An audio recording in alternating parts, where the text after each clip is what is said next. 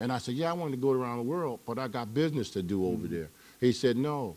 He said, I'm sending you around the world, and you're going to minister. And to this day, I've been to guess about every one of those places. You've been to every one? Every one of them.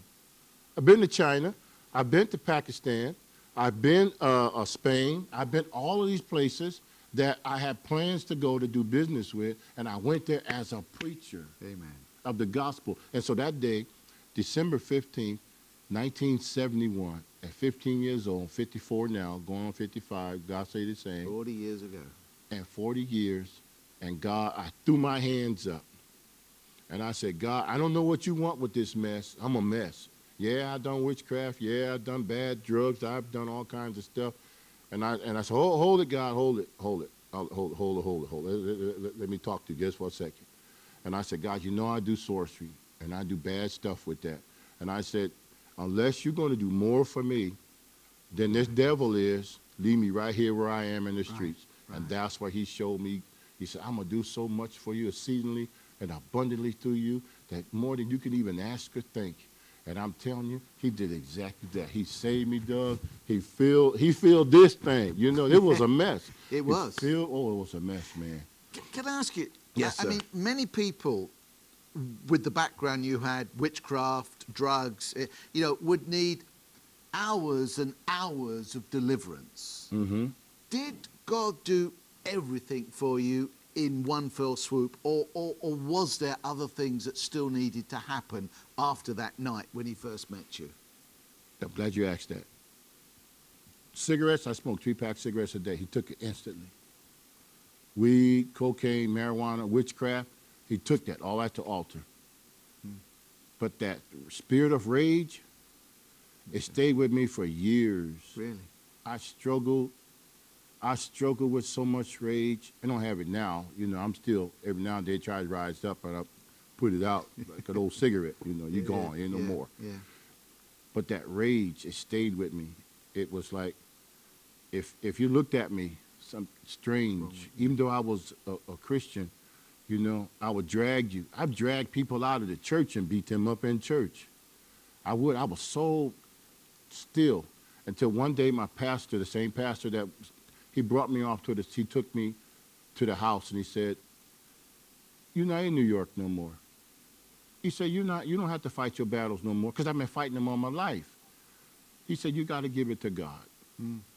He said, go home and start praying every day. Pray and ask God to remove that rage from you. I was so bad that people would throw the middle finger up at me. I follow you home. And I pull you out the front door and whip you. You know, and police and everybody. I didn't care who it was. You know, because that's all my life was all I knew. You know, I didn't smoke no more. I didn't drink. I didn't lust and all those old kind of things. But that rage, man, it held me. And there's some people still they're watching now. They're full of rage. Same thing. And God, I went like the pastor said, Doug, and I got on my knees and I cried out to God. I said, God, you know I was the biggest fool as the pastor said I was. If I'm crazy and rage, I want you to take it. Yeah. And he started taking that out of me, taking it. And I mean, he allowed me to see that it was leaving because people who would do things to me that I normally would act a fool and act crazy, I would say, God bless you. You know, God bless you, you know. And I would tell him, I said, I must be saved, getting saved now. Before then, I would pull your toupee off your head, man. It's interesting. It almost seems as if God left something there so that you would continue to rely on him. Exactly. I guess there's, exactly. I mean, it's rather like, you know, touching Jacob's thigh. So for the rest of his life, he limped. So he knew. And I guess each one of us has things which God is never going to totally deliver us from in the sense of taking it away as he took the rest away, but that we trust him every day to be in control of that thing, whatever that is in our lives. Like Apostle Paul. Yeah. He said that thorn, yeah, whatever it was, you know, and it kept him praying. It kept him humble too. Yeah. He always remembered what it was because Paul had a rage spirit too. You know, he had rage. He come out of it. You know, his background, if you know the word. Yeah. And it's like him, same thing. So God dealt that same thing in a way to me, you know, and it humbled me. It made me easier to accept God's help as opposed to my own. You know, because back in the day, if you did something to me, I made a couple telephone calls. I said, we need to deal with this. Okay, Yeah. these guys over there, we need to deal with them. Yeah. But now I go to God. I say, God, you deal with it.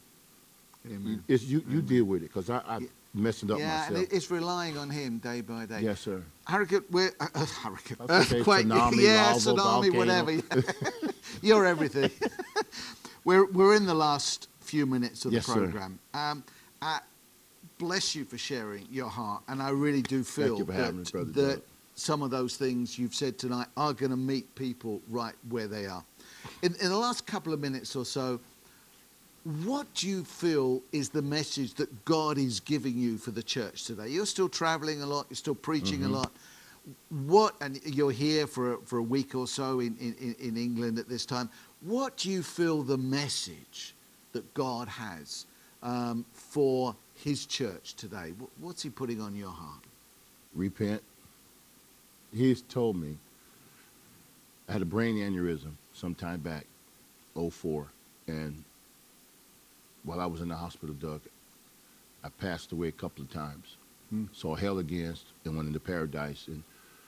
And God said, I'm sending you back with a message. He said, tell my people to repent. He said, there are people who are holding things against me because I did not give them what they wanted in the time that they wanted it. Yeah. Or as fast as they wanted it. He said, until they release me, who has never sinned ever, they can't be the evangelists, the businessmen, they can't be the parents, they can't barely be anything until they remove that cover off of God. Take it off.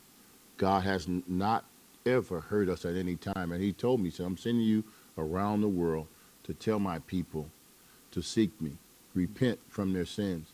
There's so much stuff going on in the churches now that doesn't make any sense. And that's what God is saying, for us to seek him. If my people who are called by my name will humble themselves and pray and seek his face and turn from our evil ways, then he'll heal the sick, then he will heal the land. But we first have to realize, do inventory on ourselves and say, God, is this wrong? I want to stop it. Then he'll start blessing man. So, oh man, so that's what he's told me, to tell the church to seek him. Repent. Don't try to make the flesh your queen, your king. Not the Queen of England. God bless you. Bless the Queen. Love you. Earthquake, love you. I don't think they put you in the tower these days. It's all right. Yeah. Thank you. You know, I do like to see the Queen someday. But, but that's what God told me, to tell them to repent. Bless you. Thanks so much indeed. Thank you all for watching. We'll see you again very soon. Bye for now.